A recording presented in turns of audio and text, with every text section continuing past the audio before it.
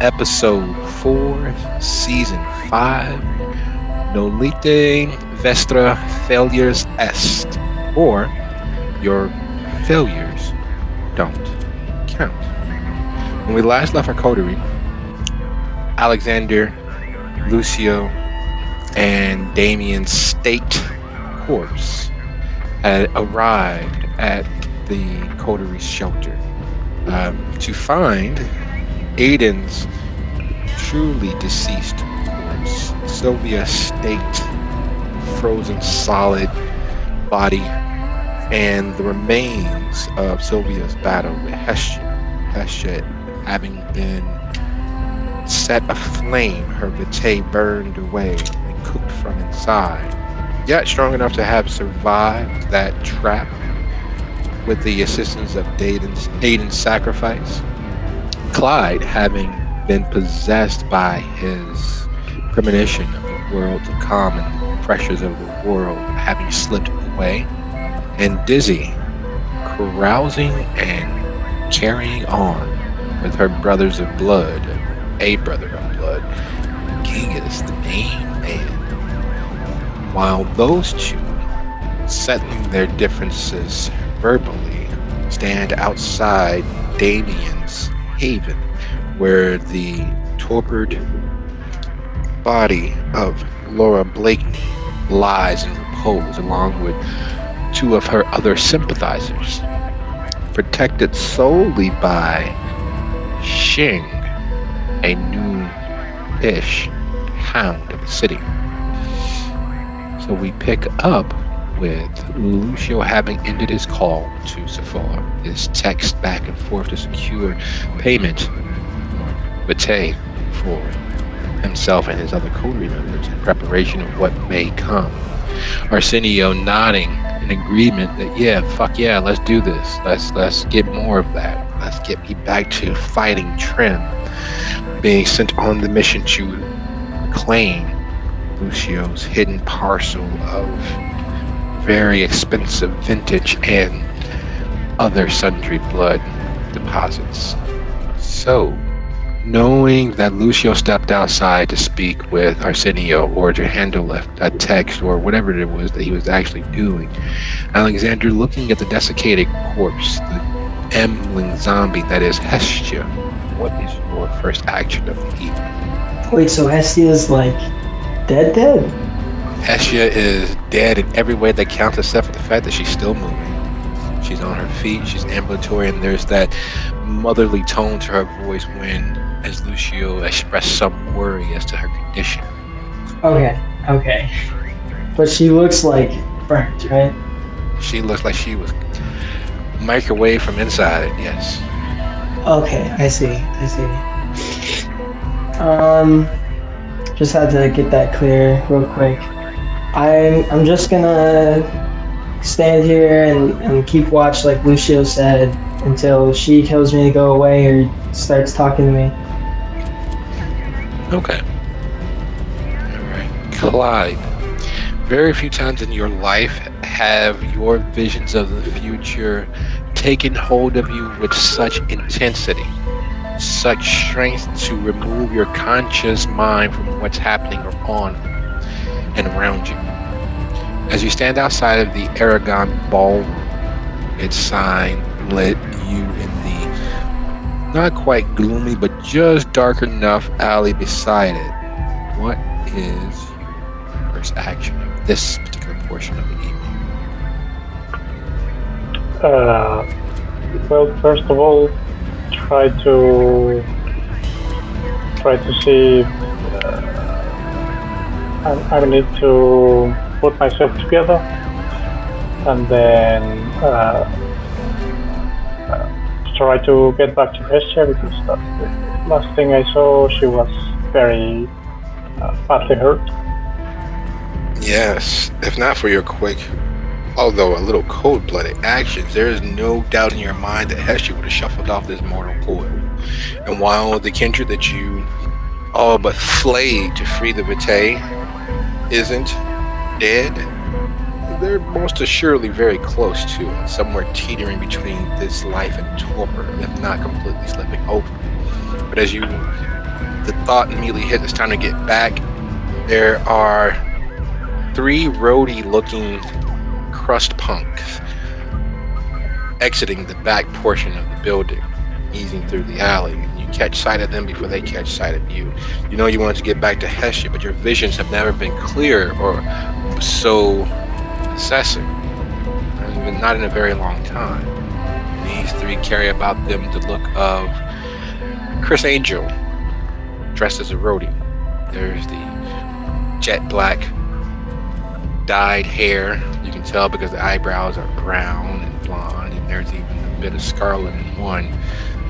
The numerous chains hanging from belts plugged into their wallets.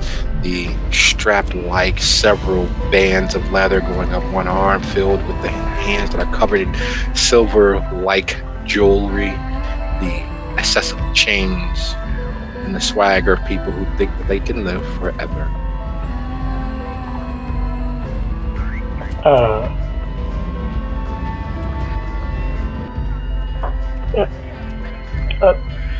Do they look like kindred? Well, the pale skin definitely makes it seem as they might be. The tattoos make you wonder, though you have met a kindred who's tattooed nearly all over their body. Without close inspection, it would be hard to tell whether they're actually kindred with blush of life or whether they're just sun-deprived posers. I'm gonna go close to one of them and give good evening, fellows. Oh, Right. fellas. What's up, man? We don't have any money. Yeah, man, I work at the shelter over there.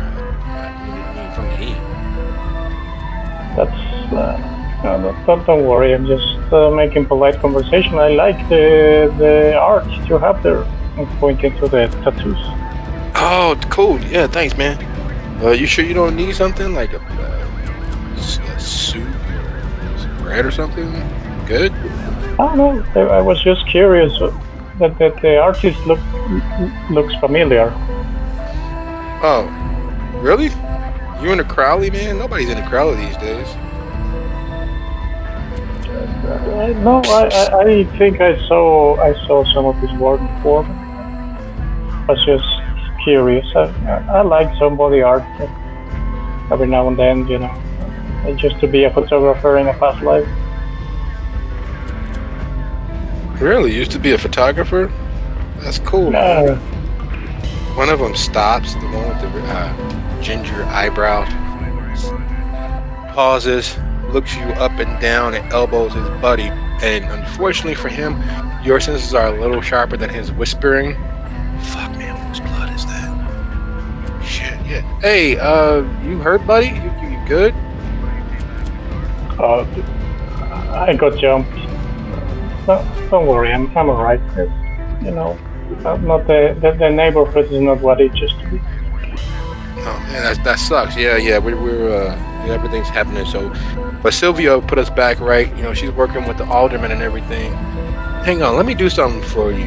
You know, what goes around comes around. Stay still. And he holds his hands out like he's charging up a Dragon Ball or a Hadouken from Street Fighter, and he begins to mumble and mutter and chant in pseudo-Latin underneath his breath.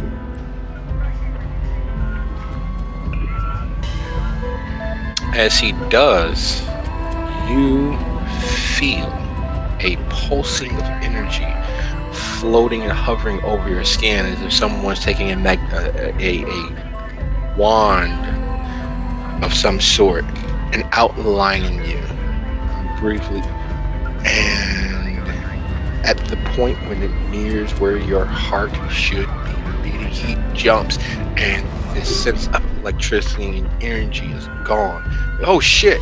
I'm sorry, dude. I didn't know. I didn't know you. Good luck, man. We gotta go.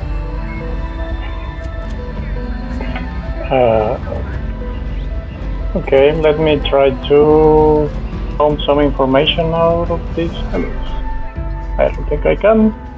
I'm gonna get thrown into a chair. I'm guessing I need to use some Dominic numbers.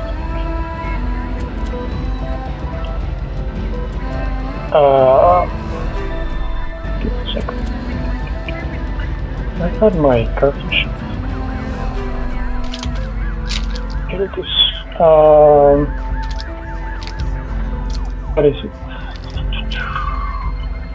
So mesmerize, so mass manipulation, mesmerize. Okay, you're gonna try to do a little mesmerism on him. On the three of them.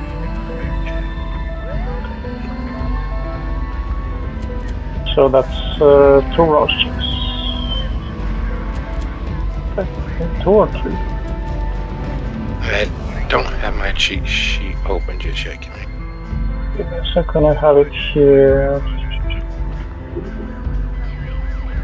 So mass manipulation cost 1 rush check. Okay, 2 rush checks, yes.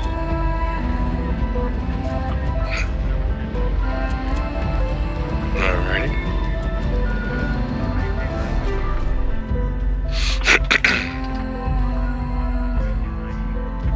Nice. 2 successes. Okay, since I'm on a roll, I'm gonna do the other rush check for rationalize. Okay. Which means I am at 3 hunger. Then I need to roll manipulation and dominate.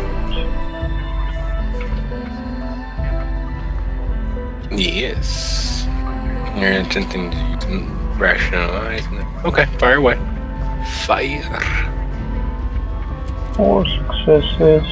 Let me re-roll 3 more dice.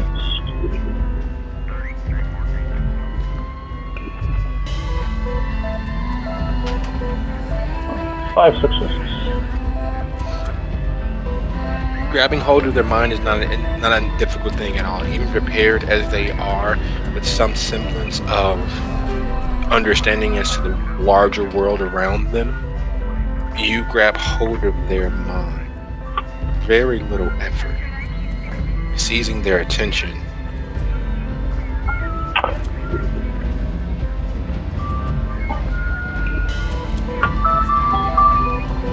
What is your command? I'm gonna tell them, you want to hang out with me the rest of the night.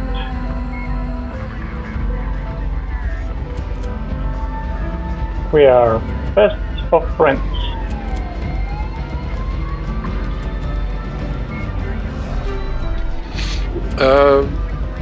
Yeah, why wouldn't I want to hang out with where we going, man?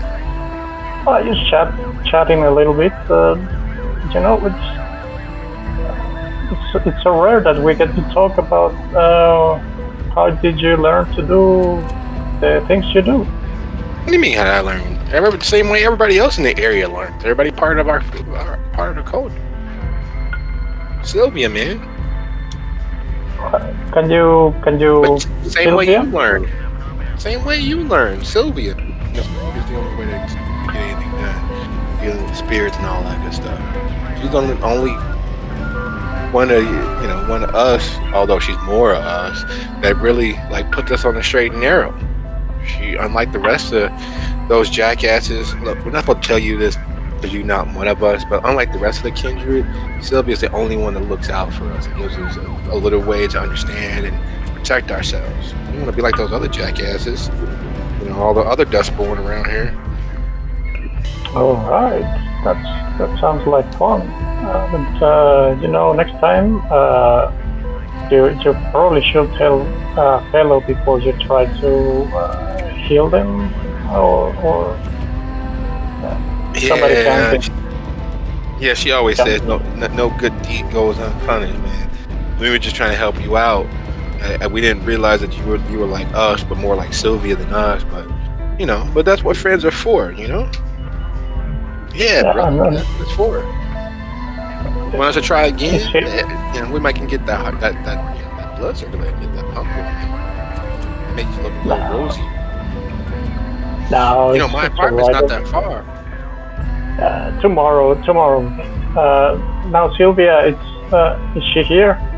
No, she went to go take care of some uppity witch who wanted to keep power for herself. She should be back any minute, though. She said it shouldn't take too long. The person that the witch she was going to deal with didn't really understand. You get what you give.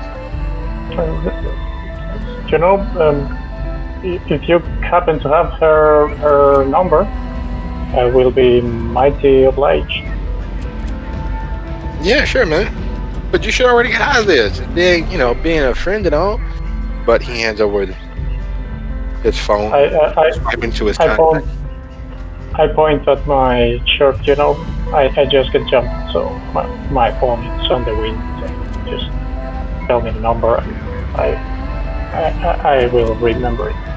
Oh, really? Well, he just swipes over to her contact, and in her contact list in his phone, and you see the number.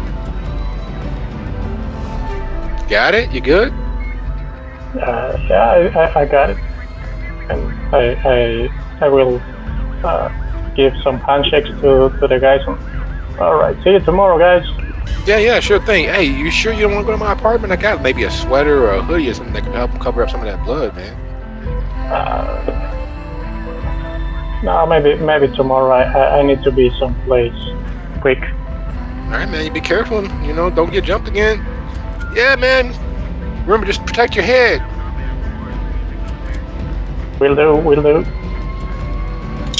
And as you take flight towards the Coteries Haven, there's either way that Genghis is looking at that gun, you could swear that if you weren't here, there'd be some very inappropriate touching going on between the two of them. I didn't even know Thea's had cops. I knew they hired for all sorts of things. I didn't know they were plugged in with motherfuckers hunting us. I mean, I'm guessing because this gun, I mean, what else would you have a gun like this for?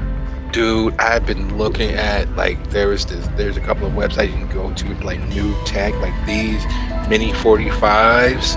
They supposedly have the same kick as my ACP, but man, I've wanted one of these mini 45s for a long while, and I can't really get my hand on them. Supposedly they're only, military tech, but that's bullshit. I don't think that's fair. We do have the right to bear arms. I mean, do we, though? Gray area, but we do have the rights that we had when we were alive. No one knows that we're dead. At least no one knows I'm dead, not officially.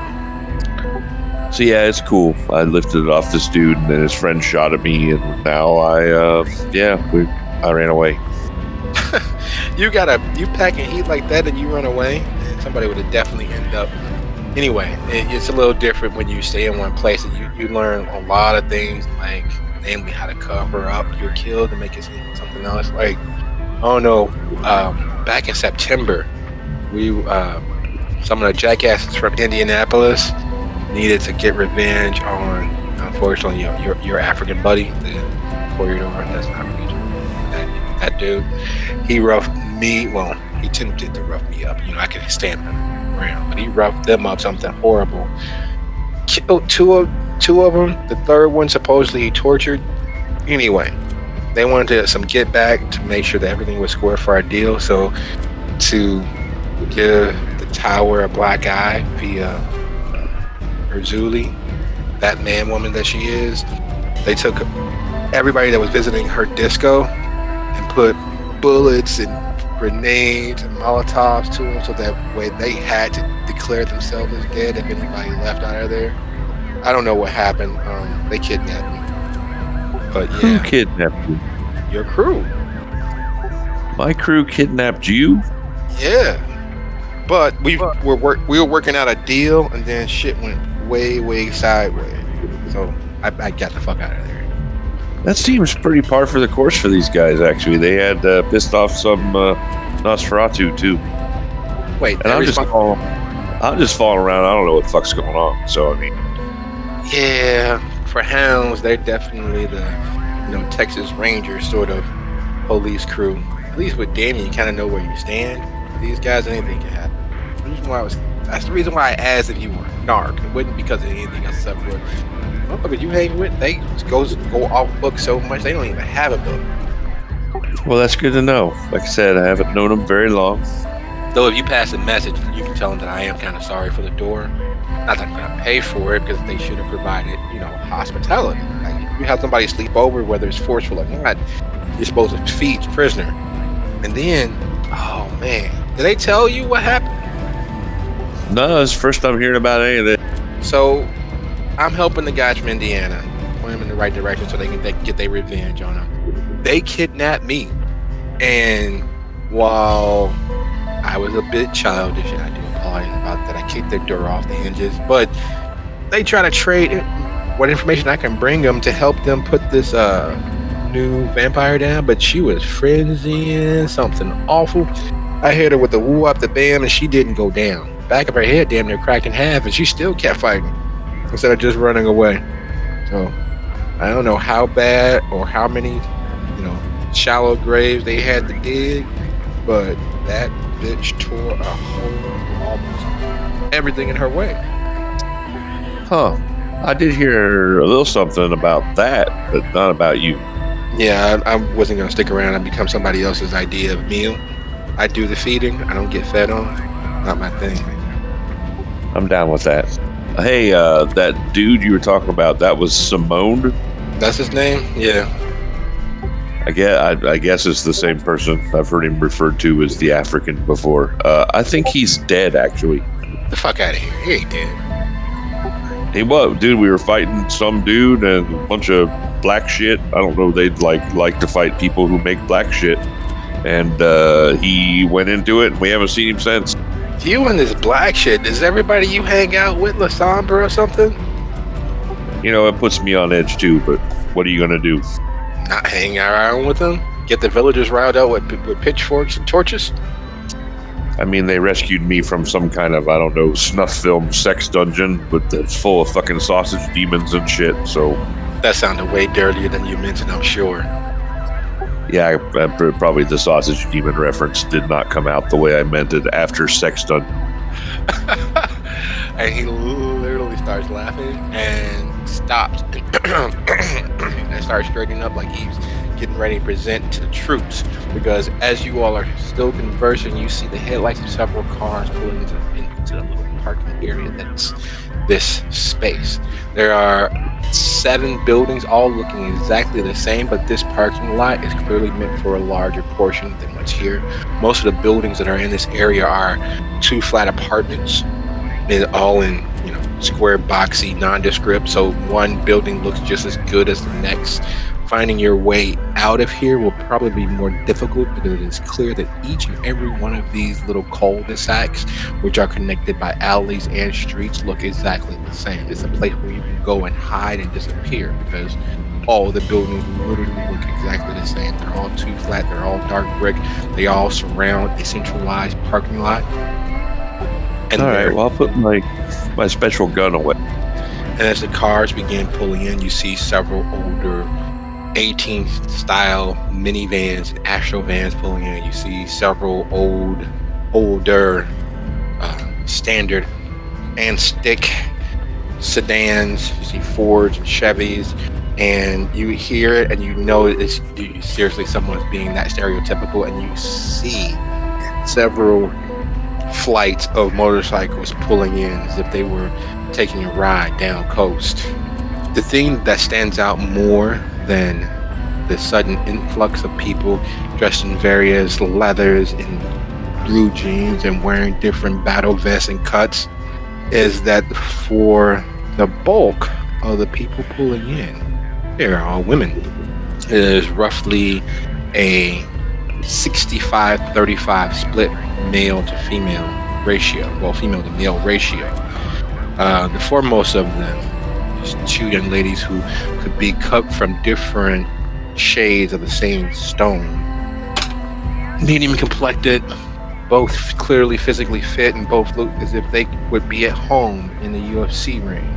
And then you get the Escalade, a dark luxury modeled SUV pulling in. And while you've never had the opportunity to meet directly, you've heard of Juggler's right-hand woman, Evelyn.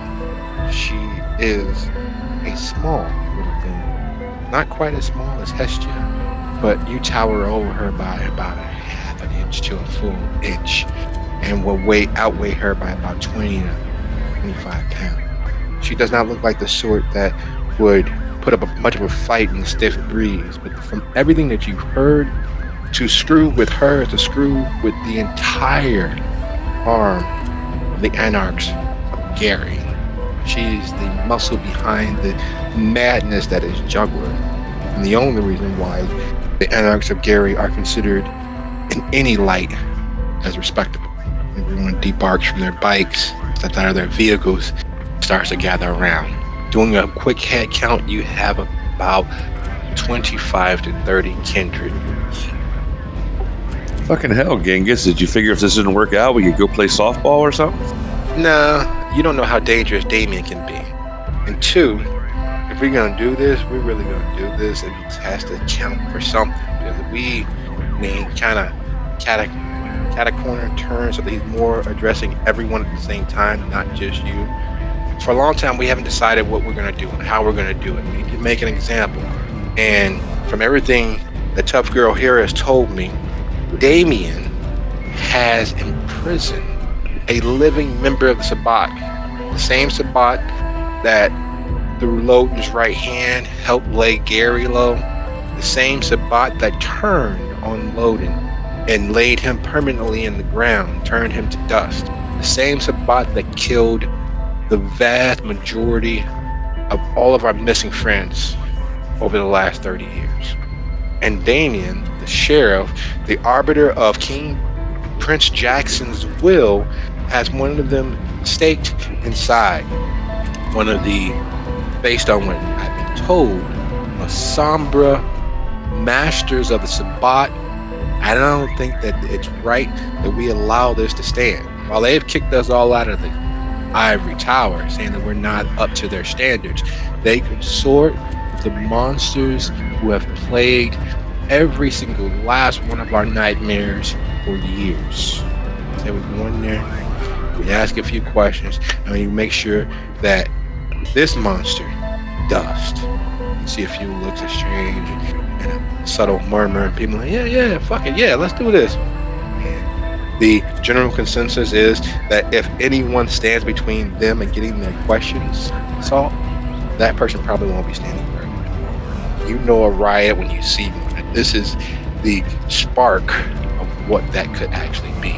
25 or 30 hungry, angry kindred all in one place. And Hestia, as you stand there looking at Alexander, who has taken upon himself to become the executive protector, to stand in defense, you can all but see him standing a little more rigid, a little more wary and watchful, even though you guys are in your haven. Not that that's count for much, considering what Sylvia was able to do with just a few minutes of directed attack. But there he is. He's willing to put himself and what he can bring to bear in defense of you. What's your first action of this portion of the evening? Just kind of smiling at him. And as scary as it looks that she's smiling with the skin cracking, she just can't help her though. I'll be fine, I promise you. I've been, well, I can't say through worse scrapes because I almost died. I think I was on the other side for a little while this time. And I was hearing the dead voices after. Yeah, so this was really, really bad, but I'm still here, and that bitch is steak. So let's see who got the better end of that bargain. So what I would like to know, she says as she's starting to move Aiden's body to one of the processing tables to drain the blood, is I see that Damien is staked multiple times, but they don't look like bits and pieces of something that would have exploded. So what happened? Well, Lucio and I made the mistake of thinking we could wake him up with just our blood. By the time I realized how big of a mistake this was, I had already gotten Lucio to safety, and I had come back to get Damien to safety. But then he became a threat to my safety. I also almost died yesterday. And funny enough, it wasn't any of my, fighting abilities that saved me, but it was something you taught me. Well, it's good to know my lessons aren't going to waste, and that you will be around for the rest of them. I don't want to remove the stakes from Damien until we have the blood to replace it. But if you're going to be at all squeamish about what I'm about to do to Aden, I suggest you find something to do with your time. Or, I don't know, but this is not going to be the most pleasant thing to watch, but it must be done. I will leave the body here until we can get Izzy back here to say her goodbyes, but after that, he has to be as one of the others and go missing like the rest. We can't have bodies coming back to us here. I also had to get rid of my phone tonight because of all the texting going in and out, and I made a small slip of blaming it on the pain, mind you. I was not thinking correctly and texted outside of the clean room. Nothing too telling, mind you. It could be very well mistaken for any number of things, but I need to be more careful, and so do the rest of us. So, if you must make any calls while you're in the Haven, please do so from the clean room, or text messages for that matter, because the van is very much still outside. I don't know whether you passed that on the way in, but they had people on the ground, and there was an arrest happening. I couldn't get any closer looking like this, and she motions to herself as she starts the drip, inserting the needle into Aden and the other into a vessel to catch up. Alright, make any calls, text in the clean room, got it. I have a question, actually. I've never used the ability I used to keep Damien from killing me before. He's gonna be able to see when he comes back too, right? Over what now? So, when he was trying to eat me, I may or may not have used my blood to blind him. Oh! And I'm not sure if he'll be able to see afterwards. No, he'll be fine. Once he starts healing, his eyes will probably take a little bit of time, but yes, he will go back to being very much Damien in his full capacity as long as he's fed well enough. But for future reference, if you ever do need to wake a fairly powerful kindred up, with your own blood being the only choice, I would suggest you put it in something and not go straight from the vein, just in case, because it makes it a lot easier to get away from whatever you're feeding. Well, I wasn't gonna just leave Damien there either. The whole reason I came back to get him. Even if he was trying to kill me, I still had to get him back. Oh, I agree. We need Damien. We very much need Damien. Seems how one of the oldest Tremere in the Chantry tried to kill me and take the Haven, and instead she is now staked. I need to turn her over to Damien as one of the Hounds, an extra retribution for what she tried to do to me. So, yes, we need Damien alive, and then we need him for other things as well. Speaking of retribution and needing Damien, you know that Lucio, while being a fairly newly embraced kindred, you're not quite sure how old Alexander is, but their combined experience makes them fairly potent individuals. Now, Damien wasn't able to operate fully or non-bestially with their vitae. Should give you an idea of the sort of the magnitude, sheer abundance of blood and vitae he might need. And the moment your mind starts thinking of blood and vitae, would you be so kind as to go ahead and resolve and composure? The smell of the vitae as it hits the enclosed container that you managed to rig up, managed to cover it and seal it as best as possible. But unfortunately, just like all things, nothing completely non-permeable. So the scent, while nicely deadened as much as possible, does cause your nose to open as if you're smelling a meal just in the apartment down the hall versus in your own kitchen. It's very good. Although it's not quite home cooked, but it's definitely something that would make a blind man see, as the saying. You manage to swallow back the beast, as you know. One like him has only had one thing in their life, and that one thing that he had until recently was darkness. He breathed and lived in the darkest portions of what kindred society is. And then your conscience steps in, slowly attempting to turn the anger of the beast away and give into your control of yourself. And your conscience counters that art. Yeah, but even with all that darkness, you can finish her to his sire and to the coterie.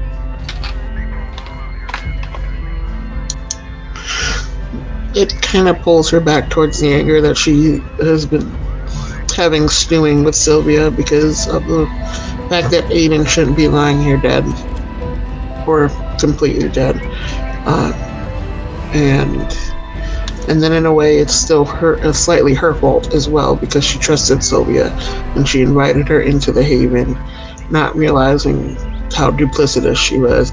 She guessed, but she didn't know for sure, and still had hoped this person was on the level, but now obviously she wasn't. So there's a little bit of blame for herself that Aiden's dead, but mostly she's mad at Sylvia. So she takes a few steps away from the table, closer to Alex, just because that's where the space of the room is set up, and stops to look down at Damien.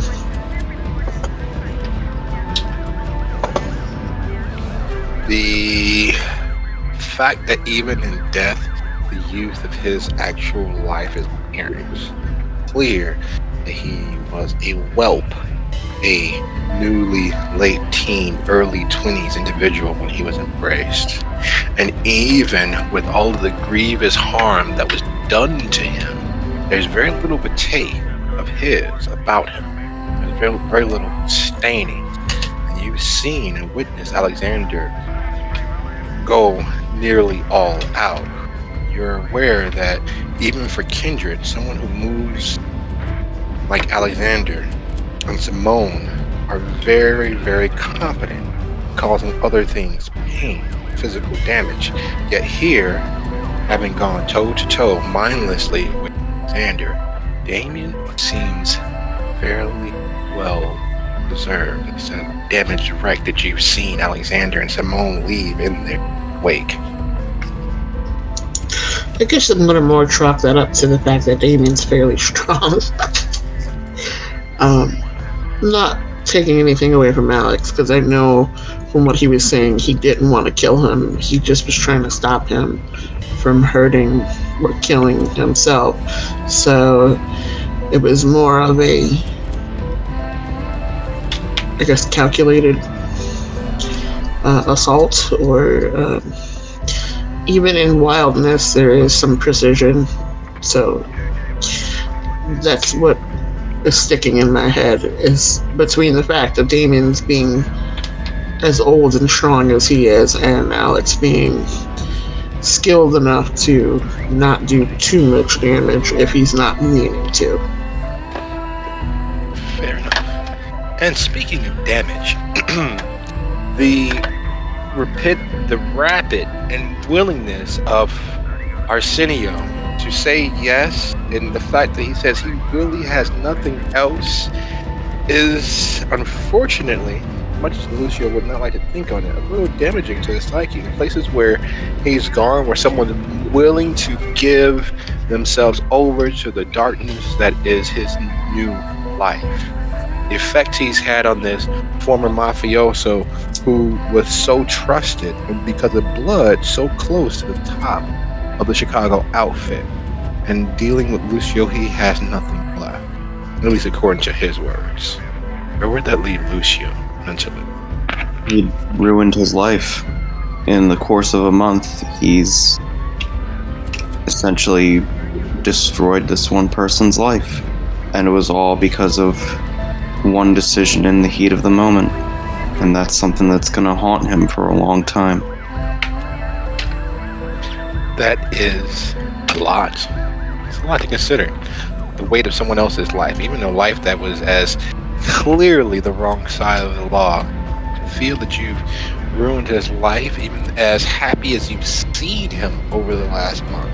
He has looked like a teen who's just been given the wheels to the family car, the keys to the family car, and the carte blanche, so long as you let me know where you're going, to have use of it. You've seen him smile and all but dance with glee some of the things that you've gotten up to, some of the things that you have done with him and had him help you do.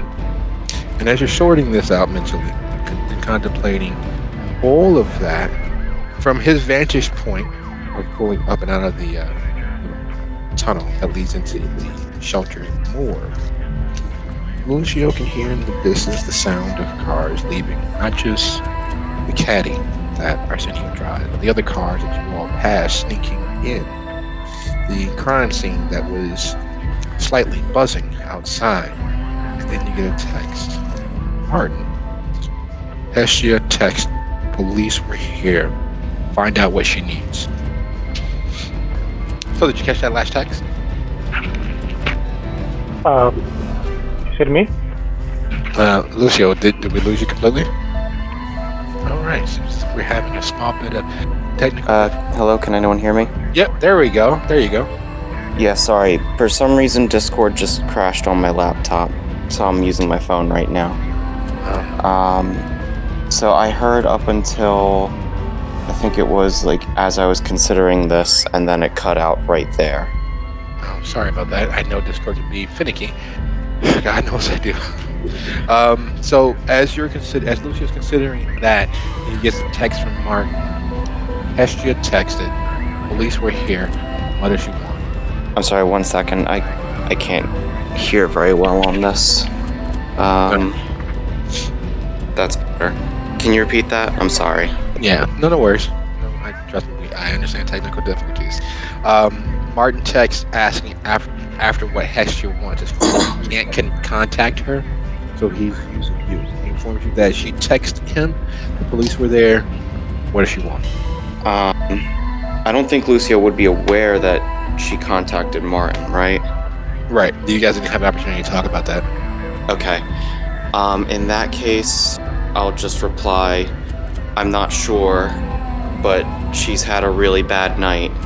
I think you need to speak with her. You can almost hear him grimacing in the text that follows. How? And I reply, in quotes, she's burnt out. And I just say, just come visit in person if you can. There's not much more I can say. You don't even see the 3 dots to let you know that he's actually trying to respond. You're sure that in his fairly set in stone, old-fashioned PI way that he's probably on his way there. There's a semblance of frustration you can feel even through the text. Now, the very real situation that you have in front of you is what's going on inside the Haven, and the fact that Dizzy Combs reached out to you, telling you she's going to ask Laura Blakeney questions. Yeah, I think she said like the last message that Dizzy sent was the about things being okay, which out of character I know they're not, but in character I'm gonna send a reply now saying just waiting on some refreshments, then we'll come back. Alright, sounds like a plan. Your Where are you? Well, you gave the address for the shelter. Where are you going to meet the delivery driver? They wouldn't know to drive into your secret hidden entrance toward the sub-basement morgue. So, remind me again, was the police activity directly outside the Haven, or was it like across the bank or something like that? No, it's not directly in front of the Haven. It's actually toward the back across the parking garage where you can see it easier from the parking structure. It's between the secret entrance and the other portion of the street. So it's not directly focused on the Haven. It's actually focused on where Arsenio kept telling you that they were feds. Okay, I'm gonna meet them on like the corner of the street, and when I know it's them, I'll like direct them to the secret entrance so that we'll be out of sight of everyone else. That's a good idea. A great plan. As the van loaded for Bear arrives and you meet it at the corner, there are two men in the front. One gentleman is just your standard, typical, average pseudo-suburbanite that lives roughly in the Lincoln Park, DePaul area of the city. You can tell based on just how the fact that he's wearing DePaul Blue Demons little athletic coat. The other passenger, clearly the helper or man in charge, as it were, is very much a dagger to your heart. A few months ago, you lost control of yourself and ended up ending a relationship on a very definitive note. That note being the passenger's left ring finger. He will never comfortably be married to any woman, especially being as there must be a ring in place. But you know that finger's buried somewhere over by the park, about a half mile from the Haven. But he sees you, you see him, and businessman though he is, there's not much of an exchange except for wide eyes. The driver, however, who you waiting on? Sergio. Yeah, alright, well, you want delivery? And the passenger's just staring, wide-eyed, unable to say anything. Hey, buddy, what do you want the delivery? Out back. You mind if I just show you? Yeah, sure. Come on, get in. And I get in. Like most panel moving van pseudo trucks like this, there's not really much space. But the passenger slides off the seat and sits in the middle where in the normal car it'd be no console, but there's space between the passenger and driver's seat. You two are literally sitting closer than you have sat to any other person in a very long time. By proximity, you guys are unable to not touch or brush shoulders without making it seem even weirder than it is. And so he's forcing himself to attempt to stay still. And you notice a tremulation, a tremor that rides up his arm as he's concentrating on staring straight out the front. And I'm going to keep it that way. I'm not going to say anything to him. I'm just talking to the other guy. Doesn't take long, especially driving, to get from where you guys are at the front of the shelter around the block behind where the crime scene is and down into the secret tunnel, at least down toward. Man, it's dark in this way. You sure this is like safe? How about this place was boarded up and closed? Hey, don't mind me. I don't need to know. And his trim between the two. You could feel as if he has a massager turned on and is rumbling in vibration with it. But the driver is prattling on and on about how dark it is, and this is okay, and they don't mind me, and trying to hold small talk and conversation. No, it's fine. I get it. Yeah, we use this sometimes. Not a lot though. We thought it was just you. Anyway, I love Sephora. I love my job. She said I was just to drive. And this numbnut, he points to the Hasidic young man who is doing his best to focus on the darkness outside of the vehicle and not look at you. He keeps complaining about his hand and his arm. He's not going to be much help with you lifting those cases or helping those people out the back. But Sephora says you know the rate, so she expects the payment to be prompt, or you guys can work something out. You do get help inside to help you with everything, right? Yeah, we have some help. And yeah, we'll have payment by the end of the week. Yeah, I hope you do. You know what happened to the last guy that attempted to steal Sephora? You heard about that house that blowed up on the south side, right? I'm not saying, but I'm saying. Yeah, I heard about that. Yeah, gas leaked my ass. You know what that was. So, don't take it as a threat. I'm just part of my job as a driver, let you know the deals, terms, and all that stuff. Imagine it as the legal part at the end of the credit card contract. Yep, I understand completely. And he actually does the finger guns. Oh my lord. At that, I get out.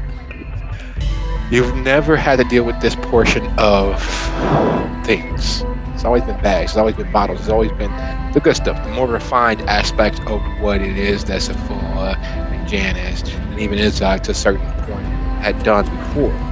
Do you check what's actually back there in the middle portion of the van/truck, or do you go and get help first? In my mind, I know what's in there. I'm gonna get help first. Alright, so you head back in to get Alex and Hestia, or just Alex or Hestia? Probably just Alex for now. Alright. And as you head back into the hay to get Alex, the view that you're greeted with, you are not squeamish over, but the idea, the fact that you've had conversations with Aden, your thoughts pertaining to Arsenio, and your squeamish initially when what is happening now was to happen to the remains of one of Clyde's hunts, takes on a different feel. That's just no less skilled, no less professional, but there's still the fact that the body leaking its fluids and being divested of them was something you knew before this state. Sometimes people die. Can't be avoided. It sucks, but we gotta carry on. Alex, Hestia, Lucio's back. Far quicker than you guys may have expected, but he's back. And Aden is nearly completely divested of all blood and vitae that he had in his system. It would be enough to wet the whistle.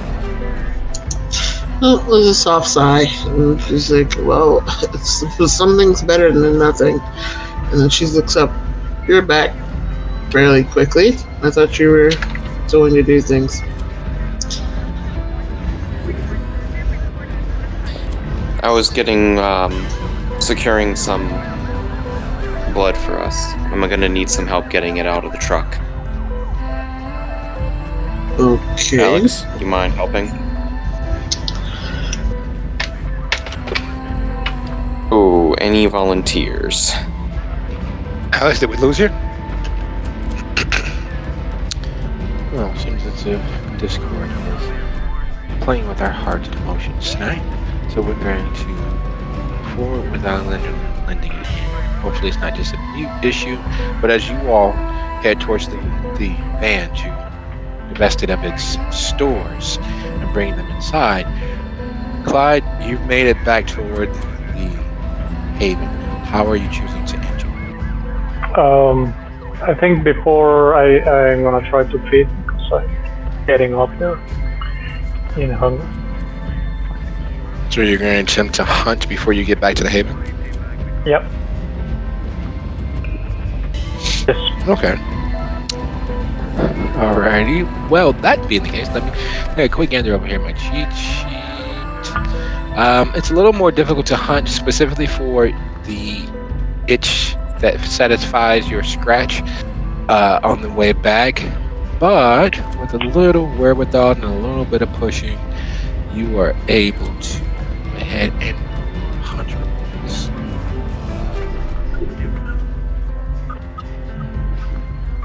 Hello. Yes. I didn't hear the last part.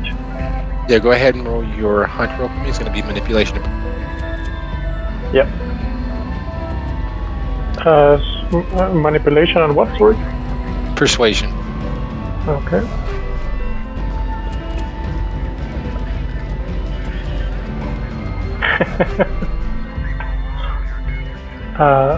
Messy critical, 5 successes. When you hunt, you do so with all of the focus and drive that you use when protecting your family. You don't lose time. You kind of take a meal on the fly, snatch it out of the air, as it were. In this particular case, with the beast being so prevalent and you being so close to the surface with the stresses you've been under for the last few hours of the evening, you've been here before. You know the outcome of your beast getting the best of you. And it's no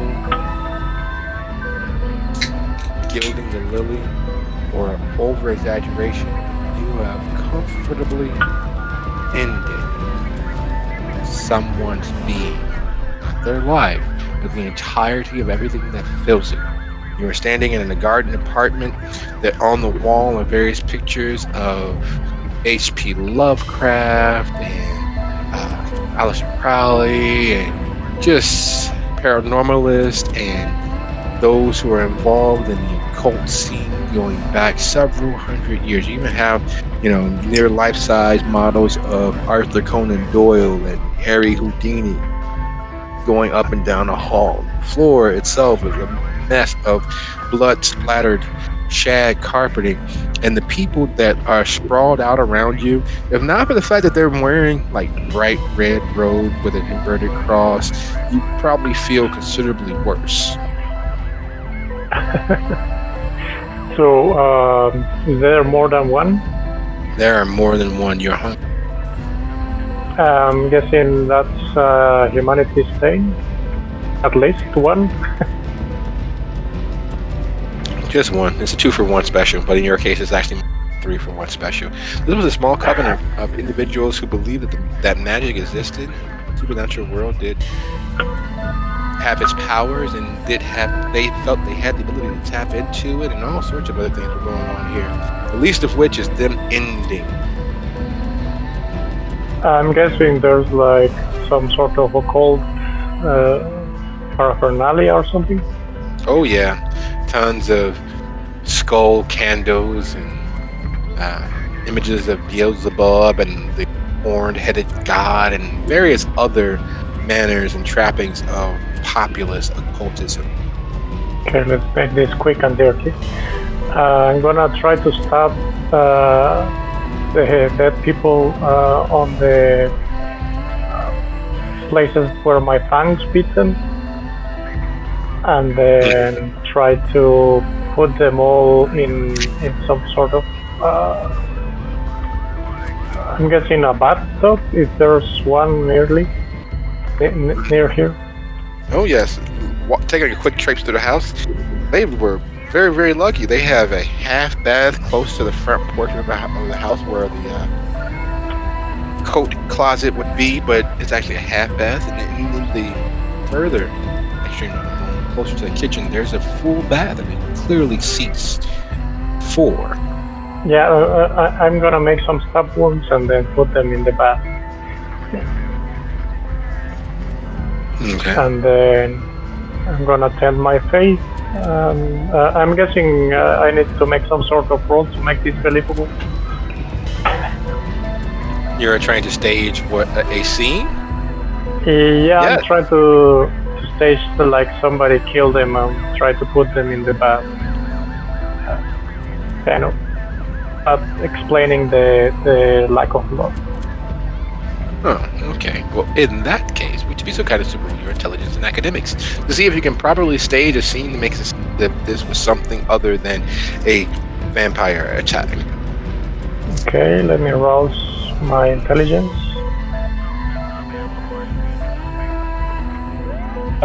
Did it came true? Okay, there we go. So that will be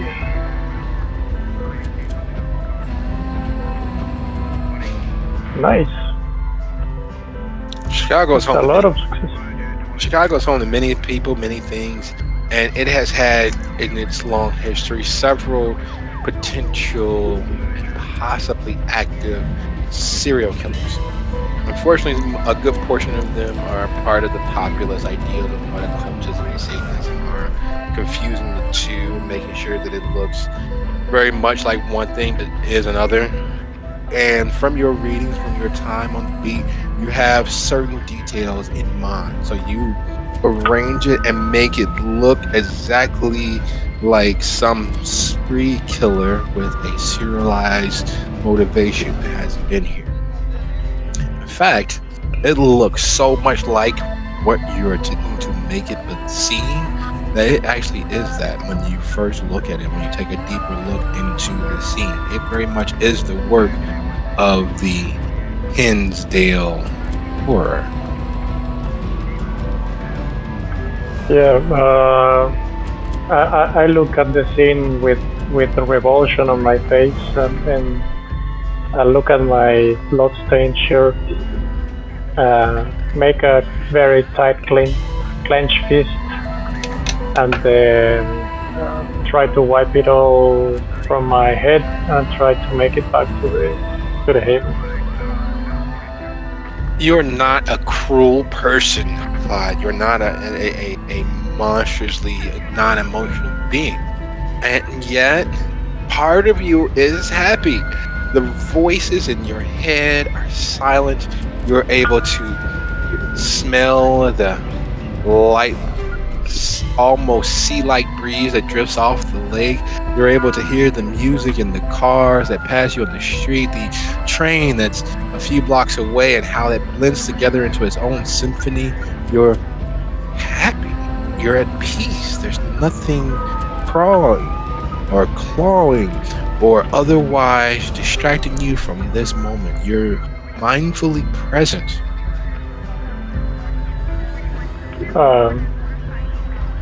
Probably enjoy the sensation for the minutes that it will last.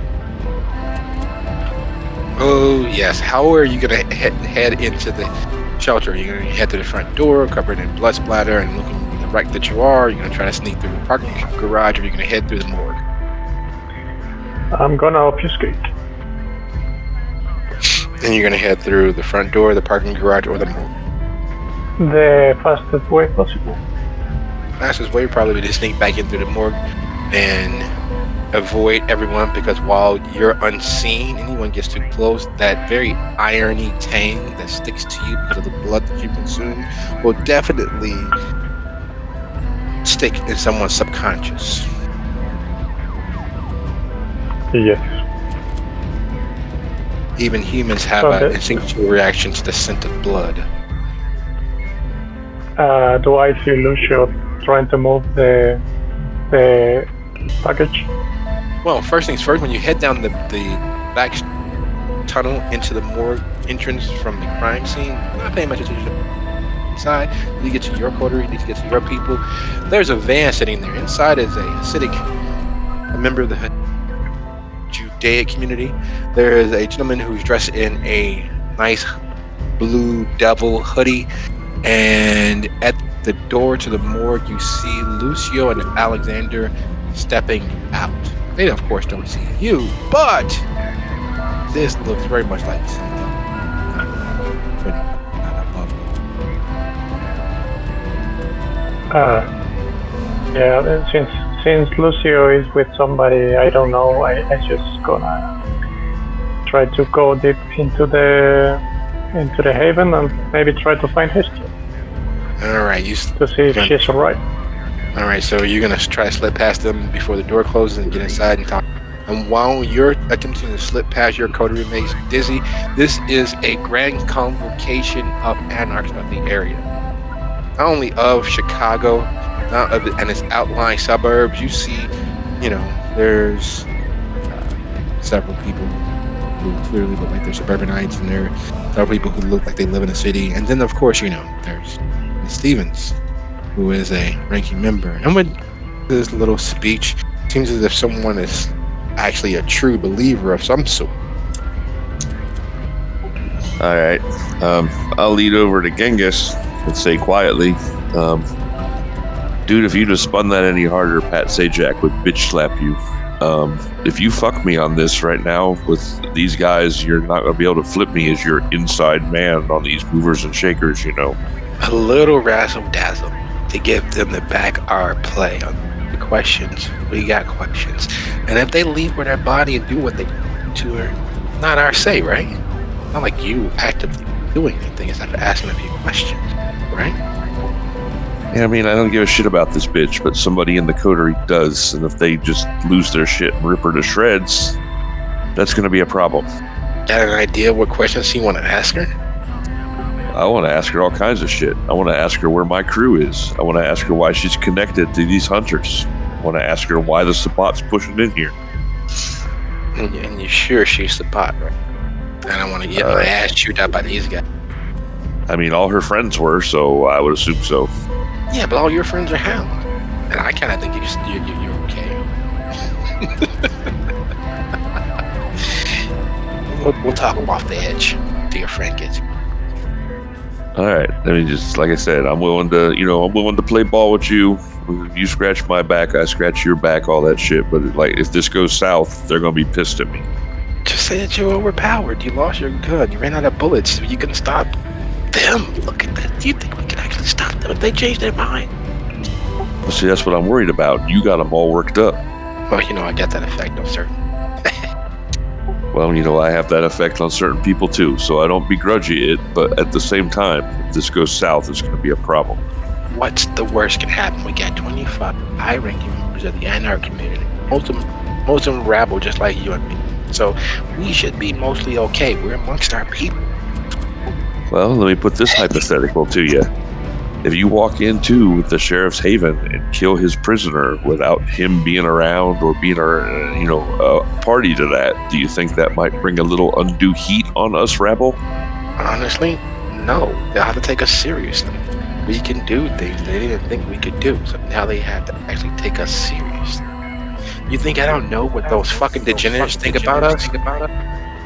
Do you think that maybe taking us seriously might also be beating the shit out of us in the street for what we did?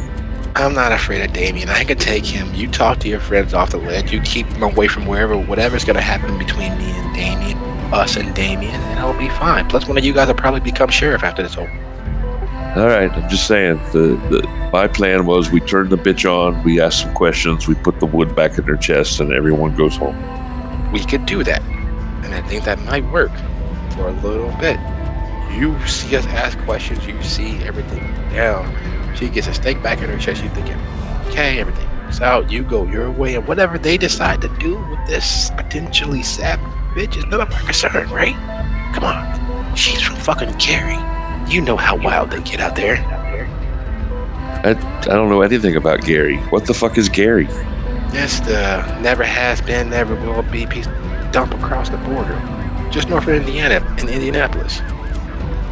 All right. I mean, I guess we're in this now. I mean, there's no stopping it. But if we can maybe, I don't know, channel some of that anger somewhere else. I'll work on it.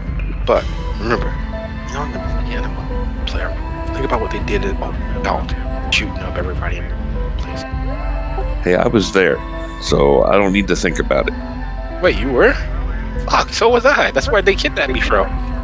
Yeah, I was kidnapped by someone entirely different. So apparently Dalton is the kidnapping fucking headquarters of the United States. Yeah, suburbs fucking suck anyway. So let's go do this. Let's go get them together. Alright, so the plan is, she was just telling me that there may be a hound inside. She's going to go ahead and talk to them and try to get them out of there so that we don't have to hurt anybody that's not necessary to be hurt. We're going to ask this broad a couple of questions. I'm sorry. We're going to ask this lick inside a couple of questions and prove that there's Sabat, Sabbath, however you want to say it.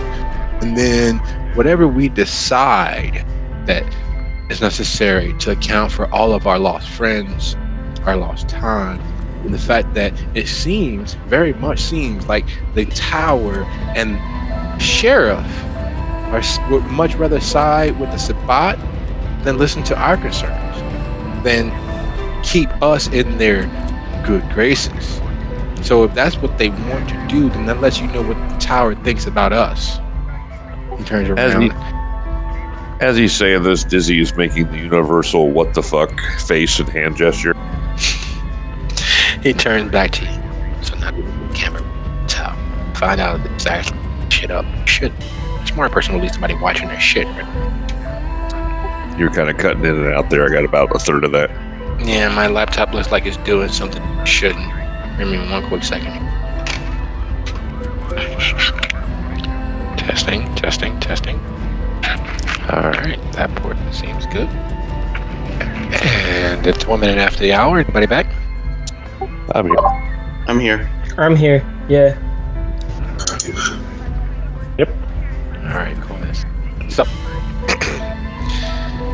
Genghis having given his second soapbox moment in a relatively short time, having turned Dizzy and asking her to just scout the place out, make sure that there really isn't another hound inside.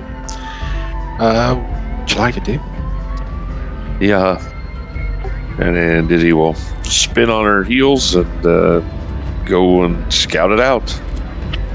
Again, the everyday genius of having this script low-key office space used as Haven provides certain inherent security features. Namely, the building does have these kinds of wits and larceny. Wits and investigation, depending on which is higher. Shockingly, it's actually investigation.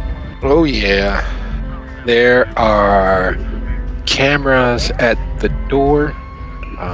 The building itself has a deco security lock system in place, and the office space that is being used is actually a garden apartment, meaning that there are very few windows and means of egress without attracting potentially someone else's attention.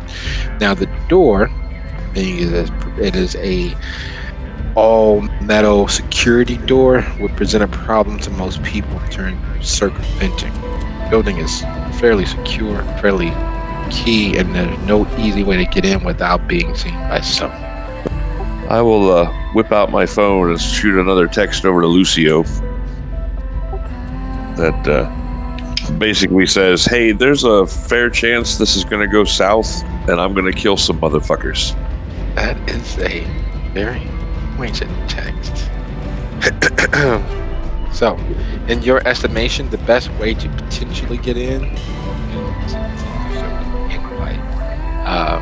You know that there were two other hounds with Lucio, one being a guy named Shane, and the other guy, some Cyprian, a suburbs, or a loner hound. But other than that, in terms of contact, Lucio would be your contact to get access to the building, or at least to reach out to the hound inside, if there is one. Or you can just break the lock, use a leverage or someone who's a little stronger to do it. I'll be polite and knock.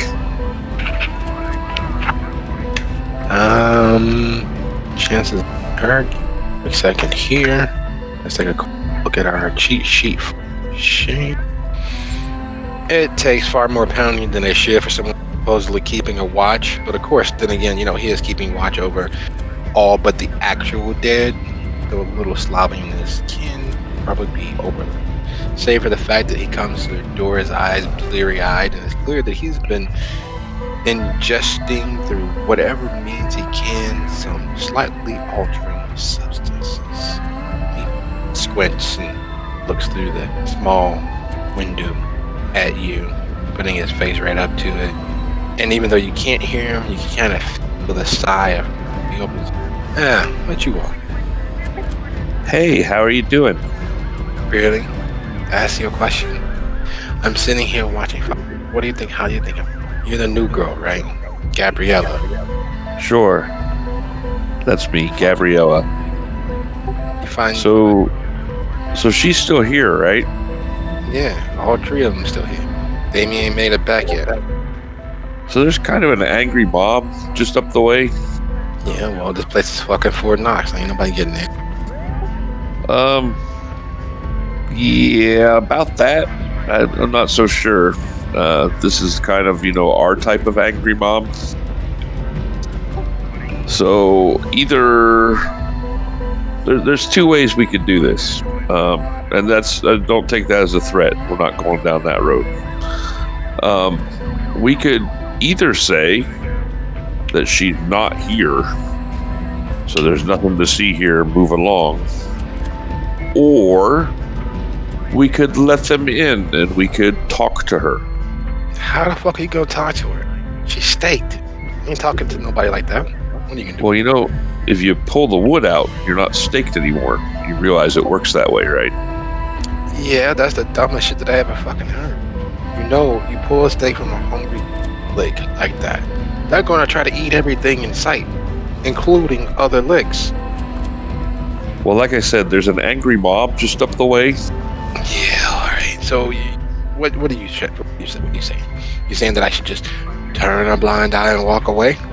Or should I go out swinging? Are I like coming for blood? Can I like take one or two of them out, make it seem like I go out like a hero? You and I, we can share the credit on this. And who cares? Come on, you saw what she fucking did. Anybody bad enough that Damien's actually worrying, just kind of need to get what they need to get. Well, I mean, there's still option A. You just totally disregarded option A of, hey, she's not here anymore. Where else would she be? Fucking on the moon. I don't know. She could be anywhere. They don't fucking know either. Okay, well then tell them that she's not fucking here. Okay, I'll go do that. But they may come pounding, kicking down the door, and they may ask you, so I wanted you on board with it. I ain't on board with shit. I'm not even fucking here. I mean, you answered the door when I knocked. I'm not gonna answer the door with a bunch of fucking angry rabble. That's what you're trying to say, right, Archangel? Don't mean hounds. And I don't see no motor. Well, I did hear motorcycles earlier. You got the wolf pack out there too? Yeah, I don't know what that is, dude. The fucking Archons? Anyway. So, how long are they gonna give you? I don't know. I came up to scout. Now I'll go back and I'll try to lay it on them. Try hard. I'll go ahead but even though that's your thing to reach out, like trying to get in contact motherfuckers, but I'll go ahead and send some text and see anybody in the area. Well, I mean, we don't want to escalate anything needlessly. If we start bringing in more muscle from another side, they're going to be like, she's full of shit. I'll tell them to be subtle about it. I just don't want to get my ass kicked for something that you're supposed to be the computer. You're supposed to be the girl in the chair. Why the fuck are you out here anyway? And I thought half your face is supposed to be torn off or something. I don't even know who the fuck you're talking about. Do I look like my face is torn off? No, but you... Oh, fuck. You're not Gabby. Not the last time I checked. Fucking hell. He slams the door closed. Fucking morons. Alright, and then she'll head back out to the angry mob. As you close, you hear Evelyn giving Genghis an earful. Look, you play tough guy all the time. You are the reason why Dalton fucking happened. You see how well that worked. Left the tower officially. And with them sitting between us and Riverdale, now we have 3 different major Anarchs states sitting next to each other. Are you fucking stupid? Last thing we need is more of the shit that you started out there. So hey, are we on? What we got going? Genghis turns, forces a smile. Yeah, so you got us in. We're good. Well, here's the thing. There's nobody here. What the fuck? I mean, I told you there was some shit with Damien. Maybe they moved her. Okay. Roll manipulation and persuasion. You know, studies show that people who are pretty are easier to trust.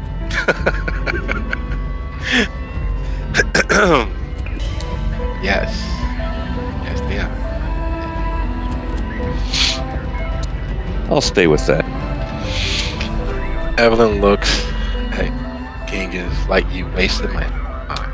And that would be your immediate read based on the look on her face and the fact she shoves him and says, you wasted my fucking time. Are you serious? Dizzy will step up to that and go, hey, that's my fault. He didn't know. He didn't know. We probably should have done a little more recon before we called everybody in. If I'd have known he was calling in an entire fucking football team worth of people, I'd have fucking knocked on the door before I let him send the text. It's my fault. Don't be mad at him. That's not really your fault, girl. Look, he does this shit all the time. From having Geneva take sides against everybody, which is the last thing we need, to his little weekly meetings at the Toreador's main footprint in the entire Midwest, the fucking succubus, really the beginning of everything for them, their worldwide domination of entertainment, and this numbnut is having gang meetings in their basement. Then the fact that he's setting up a network with information on other licks that could be taken, that started the whole reason why people are coming after us. People getting stepped up. Look, hey, look, that's a good idea. I don't have none of us Anarchs in there anymore, especially after what happened with Stryker. The Dalton thing was because of the business that fell through because of the hounds. This is a good situation for us to actually make strides in the right direction. And yeah, we should have looked, but that's her fault. Yeah, it is my fault. I mean, I'm not saying the apartment isn't full of shit, but this particular Coke bottle on the floor, I put it there. So, I mean, that's my fault. If you're looking for an inroad, I can help you with that. How are you going to help us with that? Well, apparently I'm a hound. You hear a couple of actual growls, like, what? What? And you're working with the fucking tower? Yeah, well, she's not one of those hounds. She's like a new hound. She ain't been brainwashed.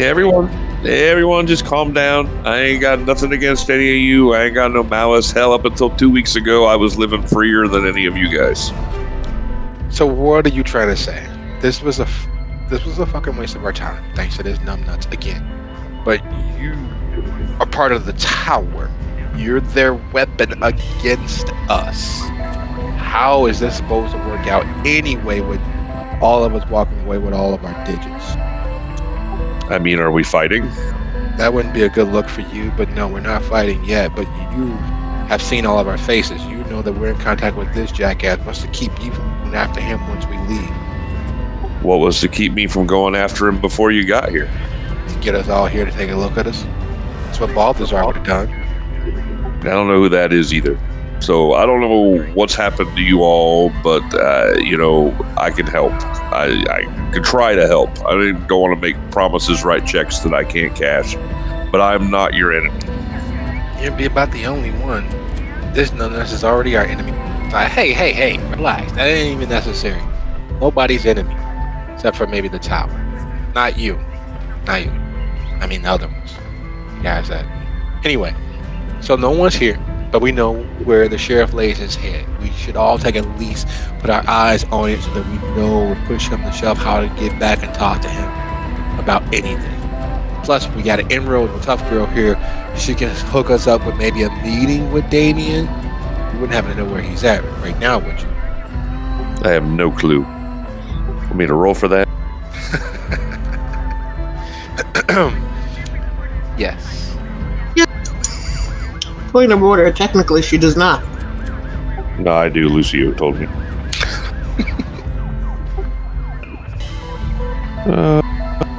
Well, the willpower didn't help, but you rolled bad anyway, so it works out. They're angry and more pissed at Genghis for having them brought really quickly to get here.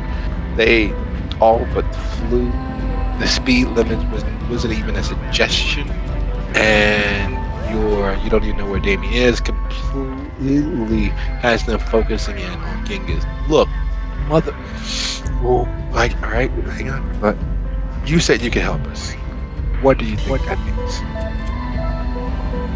I mean, I have at least an inroad to Damien. See, I told you. Shut up, Genghis. Get tested. I can tell you that the important thing in all of this is that the sword is making moves into town against the tower. Who do you think is going to be squeezed in between that fight? See a few cut glances and each of them get the next. And strangely, unfortunately, despite themselves, they kind of look toward King as he's their guy in Chicago. As much as obvious. And even with all of his faux pas thus far, with him being thusly connected and centrally located, there's kind of a maybe kind of right about what you said, even though the reason for getting us here wasn't. You see them bring you more into the picture mentally. His wheels start to turn, gears start to click into place. The two obvious muscle of the group, Leanne and the other dressed in reds, they kind of ease closer to Evelyn. One leans over, starts to speak. The other keeps an eye on you and King. So, look, we came all this way. We need to put our eyes on Damien's place. You said you're going to connect us with Damien and set up a meeting. I can certainly put the word in. Put his arm and make him do anything. No, we're all in the same place. Damien's got no choice but to listen, which means the prince has no choice but to listen. And maybe if we can get them listening, that dumbass blonde Alexa can stop fucking hunting down Katos and any Anarch that she knows in the city. I mean, I guess that would be a start. Plus, he knows what's happening. He knows about the threat coming. That puts you guys, now that you know, in a good position. You can prep, you can stockpile yourselves, you can scratch out whatever favors or whatnot you can get from these fucks before they come to you and try to conscript you into their war, and you get nothing for it. Yeah, we already got enough of that. So, we need digits. We need way to contact you besides having to go through you, Genghis. And as she says that, Clyde, you've made it past Lucio and Alex. Not that they're looking for anyone, especially being as when they open the back of the van, this truck-like moving van, there are 6 people in various stages of the language. There are 4 cases laden by the back door. The 6 people, they are as happy as you would be as if you took a day trip to the zoo and just had the entire time for yourself. With the added addition that each of their left arms has an IV with a pull tab. Someone literally tapped them as if they were kegs. Oh, hey guys, this is the party. Come on, hey, show us the way. It's kind of dark out here. And Lucio, Alexander, you guys have not seen this. Lucio had an opportunity to get close to this before, but you missed it by a hair's breadth as you arrived a little late to the Empyrean. But Alexander, this is your first time when you've seen humans tapped as if they were walking kegs. So what do you all do? I'm present in the scene, right? Yep. Okay. You and Alexander. All right. And is Hestia here for this as well? Sure. No, Couldn't still in the stop. morgue. Knowing that you couldn't stop them from doing whatever it is they're going to do. Aden already all but completely empty. The idea he hasn't been delivered makes things a little curious for you. Curiosity is being your driving vice. It'd be hard to stay away. So for those present, I just let them all know, alright, so I know everyone here's had a rough night, so these kind gentlemen, ladies and gentlemen here have agreed to help us have a good time, so to speak, and recuperate. Yeah, fuck yeah, man, that's fucking great. You guys don't mind a little toke, right? He takes a deep, lung-filling hit, and the acrid smoke of his hash-laced weed billows out like the caterpillar from Alice's trip to Wonderland. The others are clapping. Yeah, that was a good rip, man. Hey, we're shouldn't be driving, so you guys got our Uber back, right? As soon as they say that, Lucio realizes he didn't consider that part. So where are we partying, man? Yeah, we don't want to party outside. Or do we? Yeah, how are the cops over here? I hear wherever here is kind of dark. Smells a little old. Right this way, everyone, and I'm gonna lead them into our little part of into the haven. Basically, pick your preference. Heal up. Are you gonna lead them into the morgue, or are you gonna try to bypass it and hit up the sub basement? I'm gonna head up to the sub basement because the morgue is probably not a good area for them right now. And then later on, I'll get Hestia, and after everyone else gets situated. All right, cool, man. This is kind of dang. I've partied in the haunted castle before. There's no castle in Illinois. There is. It's all gray brick and old. This doesn't smell that half bad, considering. Oh, you don't know anything. You should have partied with the guys over at the Aragon. Dude, they do fireworks inside the building. No, they don't. You were just tripping. Yeah, I probably was. And they prattle, as you lead them into the building. And now, if you head upstairs to the level right above the morgue, you have the empty diagnostic labs that have the crematory and the furnace, and you have the clean room. Which area are you going to try to set them up in? I am trying to find that map of the haven that we had, so I understand. Here it is. So I think, so what were my options again? It was everything on sub-basement A, right? Yep. I'd say have them in the crematory right now, because I don't think there's anything in there currently. Nope, no one's been tossed into the furnace just yet. So that might change. Might be something interesting for them. Dude, we're at a foundry! Fuck yeah, the foundry!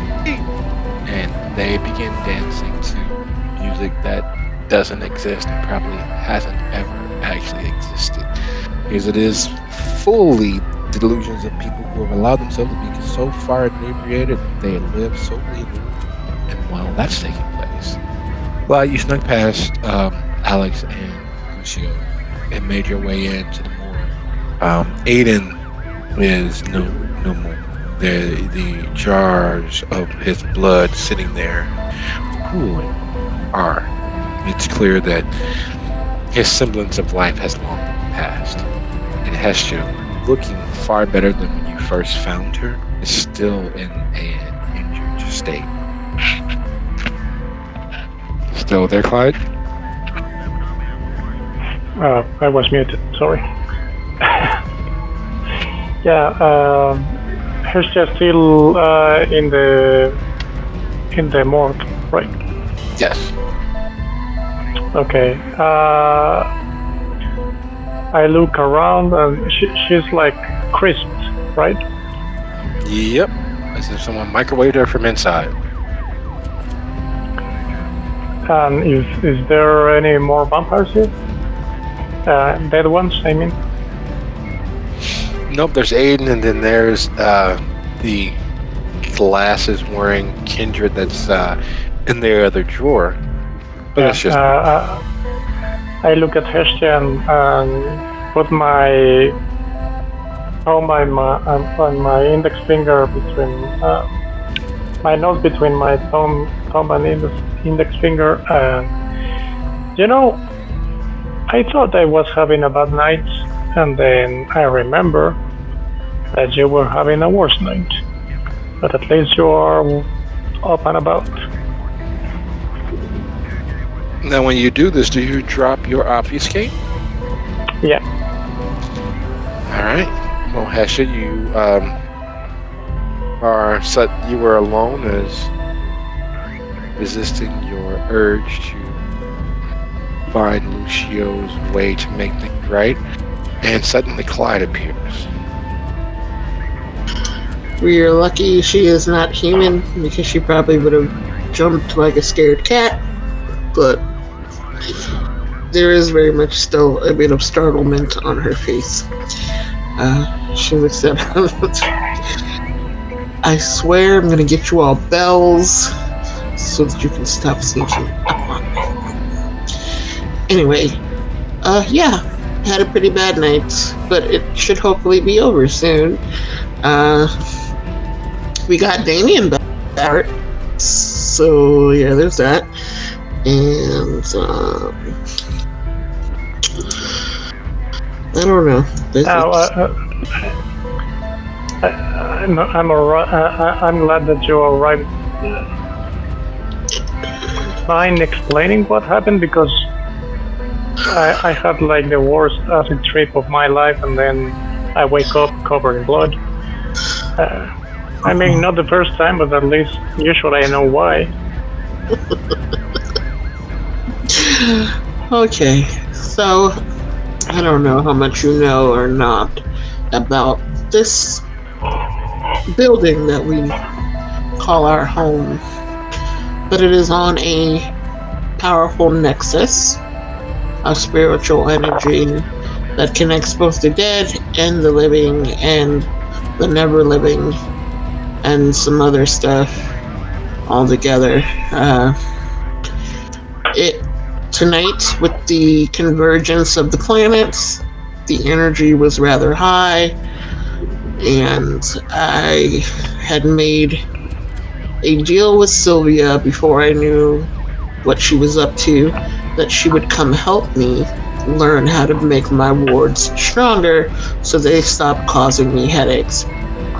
When she arrived, something was funny about the way she was acting, and I never quite fully trusted her anyway. And then she attacked me and tried to kill me to take the Haven. I fought her off the best we could. You arrived in time to help me tip the scales after she had already killed Aden, because she hit Aden first. And here we are.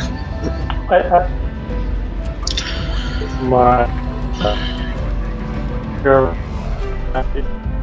and tells you, I mean, I don't need more. This is malfunctioning as we speak.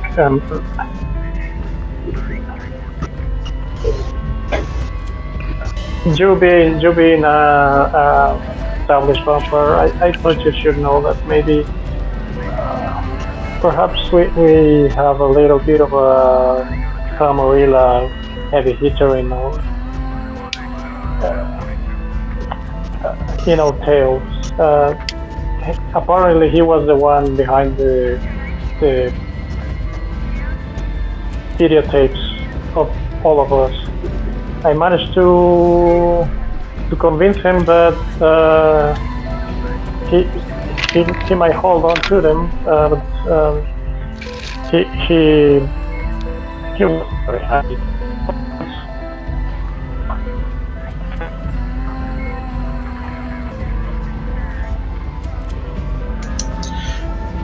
Did you get a name?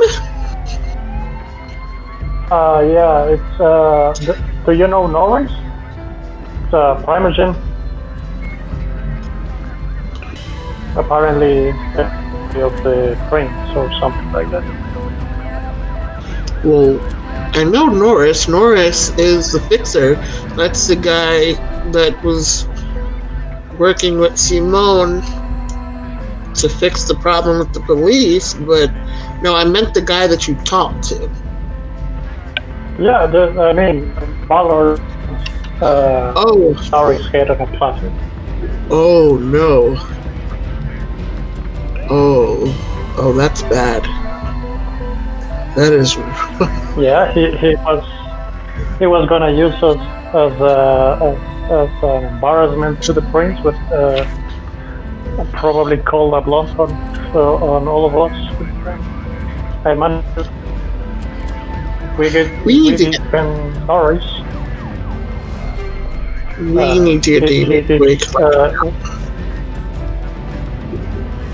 Yeah, I mean, it sounds pretty out of my league, if you ask me.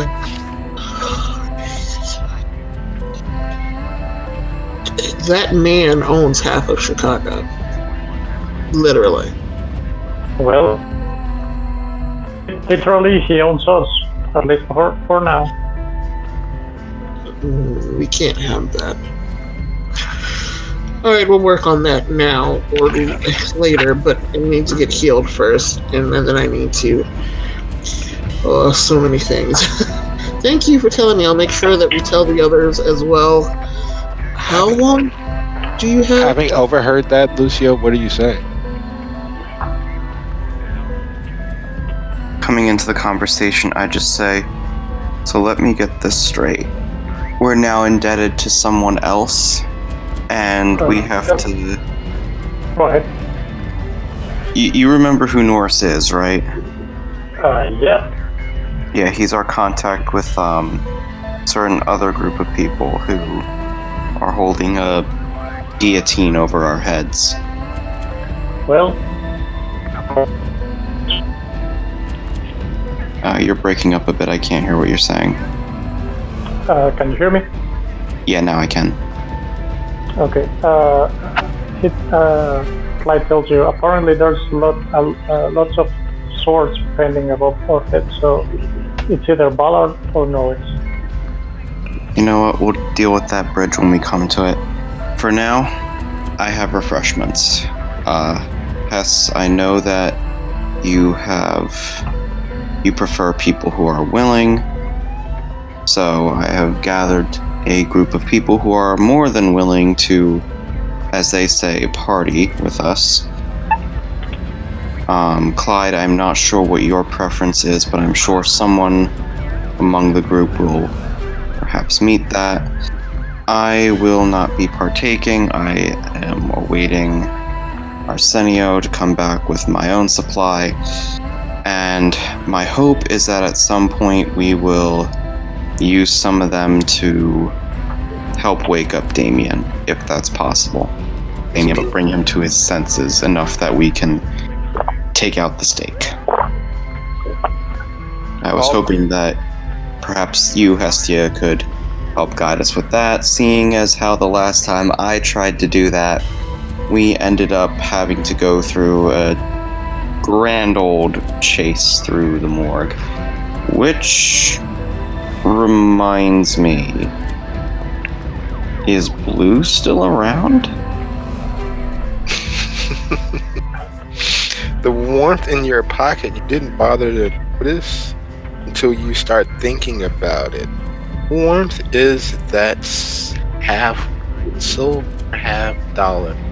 And the on it or put any energy in this direction, you see Blue literally strolling around taking the side and saying, half bad.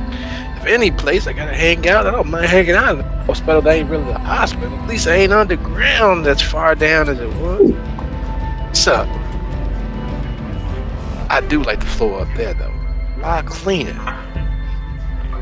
At this point, I turn to the other two.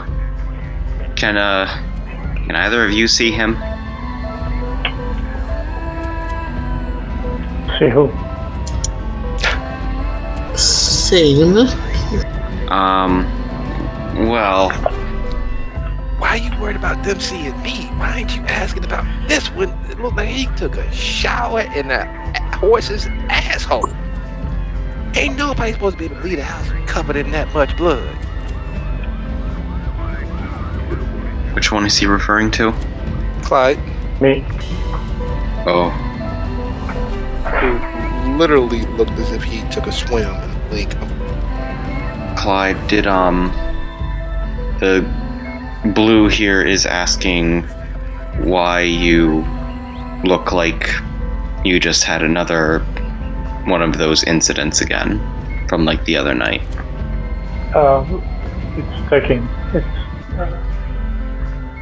It's taken care of, don't worry. I'm full. Okay. But I guess I should explain.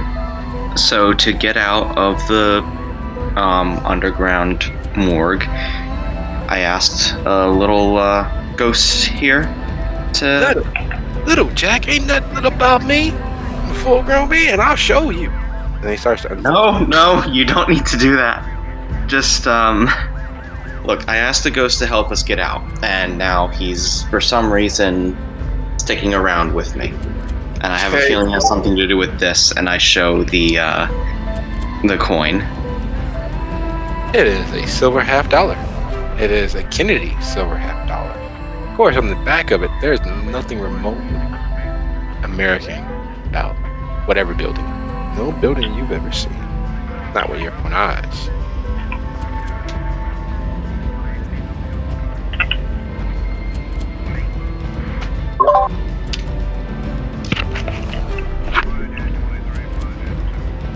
Clyde, are you trying to speak right now? I see it lighting up, but I can't hear anything. No. Oh, okay. I have a little ambient noise, but no. Alright, just wanted to check everything was okay. Hestia's eyes kind of go a little wide and brow, what's left of it, raises, hearing Lucio's end of the conversation. And then she just drops into sense the unseen. Well, not being too stereotypical in description of what and who Blue is, imagine the most stylish, pseudo, potentially not actual pimp from the 1980s. Dressed in, instead of street classics, more too wide shoulder pads, big lapels, color that definitely doesn't occur in nature. Bright blue, some red, maybe a little kente tie, and shoes that are meant to step on only the finest of roaches. I activate sense the unseen also. Yep, that's Blue, all right. He looks like a Blue, including the extra wet, extra moist jerry curl. Well, damn. Everybody looking? I thought you didn't want me to whip it out, but if I must whip it out... Please do not. You can see. Look at that. So, what the fuck is his problem, and why do you look like one of the critters? Clyde walks towards the ghost and then tries to do a bitch slap, like the back one. Well, not only do you bathe in the horse's rear parts, you also got as much sense. Oh, don't you know you can't touch me? Unless because I want you to. You to touch. No, I just always want to try that. Figure that was a safe bet. Well, you know, just like Gawain in the Green Knight, wonderful. You just had yours. I'll get mine later. Don't worry about that. But why are you looking so crispy like a critter from that movie with the space aliens that came down with the garbage man? Magic. I look at... Which I still have. I look at the other people and... no. I don't need more voices in my head. I need to talk to DC, so you three figure it out, and I'll see you later. I'm gonna change. Don't go changing just to please me. We like you just the way you are, bloody boy. You're alright too, friend. I make like a fist so he can bump it. Exit. We ain't friends yet. You can't get no that. You serve in the military too? No wonder your head's fucked up. If it were for the fact that her skin looked the way it was, she'd be face palming right now. But she'd hurt herself more by doing so. So there's the urge, but it's not gonna happen. She said, she looks at Lucio. Well, of all the spirits to pick to help you, we get this lovely person. Well, you ain't so bad yourself. Well, you are. Look at you. Damn, that's fucked up. I'd leave that magic shit alone. That ain't that blue magic, is it?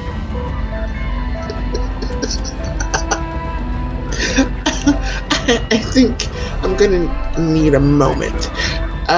You're free to stay for now, but be aware. Oh, trust me, sweetheart. If I want you gone, you will be. Bye. Well, now, she got claws. No wonder somebody fucked her up. So, this is your digs. Where's your actual apartment? Your building, your space. Don't tell me you sleep in a casket. I did forget to ask about it. I don't want to be like them gay vampires from the Anne Rice chick and sleep in a coffin with me. But if I have to, I guess I will. I live this isn't my actual house. I live somewhere probably half an hour from here, but I do sleep here on occasion. Can you just clarify one thing for me, Blue? That's it? One thing? Yeah. Blue is the opposite of red. I just let out a deep sigh, and I say, are you gonna follow me as long as I have this coin? Or what exactly is the deal with this? Well, the deal is, for you to have gotten out, you have to take me with you. So, I get a chance to experience the world out here, and just like them garbage pail kids, you are never alone. I ain't your brother, and I ain't heavy, so you can take me wherever you go. And what happens if I leave the coin somewhere? Then you and me gonna have some problems. You ever read this story by Edward Altgeld Poor? It's a story about a monkey's paw, maybe it's a bit of buttocks or whatever. Anyway, you done rubbed the lamp and got what you want. You try to renege, then that means that I get what I want. Everything I want. And what is it that you want? Well, ain't none of your goddamn business, now is it? We got a deal. You keep your end, I'll keep my end. I got you. I helped you, and the other one, get out of there, even though y'all still want to back and deal with monsters and all that stuff. But to help you out, I know I can be distracting. I can be what they call a haunting evening. So you don't think about me, I won't think about you all that much, and good to go. Just remember, you ain't always by yourself. None of that nasty stuff. Unless, of course, you like someone to watch. I prefer not to think about it. No wonder you're uptight. You might want to get somebody. Now, I wouldn't say the critter woman, but any port in the storm. You ain't gotta tell nobody. Ain't like nobody gonna know, except for maybe me. And I ain't gonna tell on you. Let's put a pin in this conversation for later, shall we? We have a Hestia to heal up, and we have a Sheriff to defrenzy. And as you begin thinking on that, several things happen at once, as they tend to in situations such as this. Your phone goes off from Dizzy's text, and someone who simply signs the text G. The texts from G are Lucio question mark, Lucio question mark, Lucio question mark, Lucio question mark, fucking pick up Lucio question mark. And while that's happening with your phone, acting as if it is possessed instead of just the change in your pocket, Dizzy, there's a certain pride that comes by the simple fact that you were able to talk this many rabble off the ledge. And meeting Mrs. Stevens, Evelyn to her friend, there are certain things that need to be understood. She literally is the power in Gary. While everyone gives Juggler the face of the Anarchs, and there's not much that actually matters when you're floating across Americana, but yeah, her name isn't mentioned just in Gary. Her name is mentioned in several places where Anarchs choose to hang their hats. And you have ear and her voice. Thing is, for all of his personality, seems to be somewhat up. All right. Well, we'll definitely take her contact information if she is offering it. Oh yeah, the exchange of information is definitely what she's all about. Contact. There's a wariness, of course, but she seemed very willing to at least engage in communication. It seemed very pressing to her to sit down and talk with Damien. I will reiterate to her that I will pass it along at my earliest convenience, but I can't make him do anything. No, understandable. But if you get a line of communication with him, a secure line of communication for him, would you keep in mind to try to get my number into that line or get that number to my line so that we can talk? Absolutely, on one condition. Really, what's that condition? That you don't hold this little debacle tonight against my boy Genghis here. No more than anything else. He's the only person that's actually gotten anything kind of going, despite fumbling most of it. Like, we don't even associate with the jackasses in Indianapolis. Why would you? Look, we needed money after that shit that Stryker did. They are branching out into the blood trade. They're far enough away that hopefully it won't hook up with whatever those dealers are doing anyway. So it was a good idea. How was I to know that some jackass hound would come and kill them in Indianapolis? We agreed and wants to go to Indianapolis because of trying to keep someone from somebody else's attention. Fuck that shit. We gotta do something, man. Look, y'all don't have y'all shit together anymore than I got my shit together. Hell, everybody still thinks that you're number 2 instead of the queen bee. And we ain't even talking about Riverdale. Fuck off, Genghis. She heads back to the escalator. The 2 clear-cut muscle fighters that put up the wings. One nods to you. Name's Leanne. I'll be around. The other heads back to the motorcycles. I will smile at them sweetly and shake any hands and nod and whatever I need to do to be cordial as they leave. They're actually getting in their vehicles and easing out. Unfortunately, as per usual, when so many people get into one area one time with so many vehicles, there's a bit of a congestion and a bit of a snarl as they ease out of the lot and eke away into the night back to whence they came. And you hear the eke of a metal door. It's just you and Genghis.